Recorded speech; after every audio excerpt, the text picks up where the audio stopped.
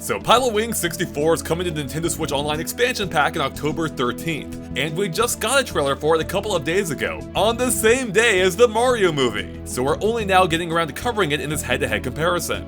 And although we're going to mostly let it speak for itself as we typically do, there is one big thing I wanted to point out about the Switch version that's pretty big news. And that's the fact that it actually runs at 60 frames per second, whereas the original game only ran at 30 frames per second at best during actual gameplay. But interestingly, the menus did run at 60 frames per second, which likely means the engine's always been capable of it, it's just that the hardware wasn't powerful enough to support it during actual gameplay until now. Now, it's not quite a perfect 60 frames per second on Nintendo Switch, as we did spot occasional duplicate frames in some sequences. But overall, it is so much smoother than the original game. And between that and the expected much higher resolution, this is by far the most enhanced Nintendo 64 game we've seen yet on the service.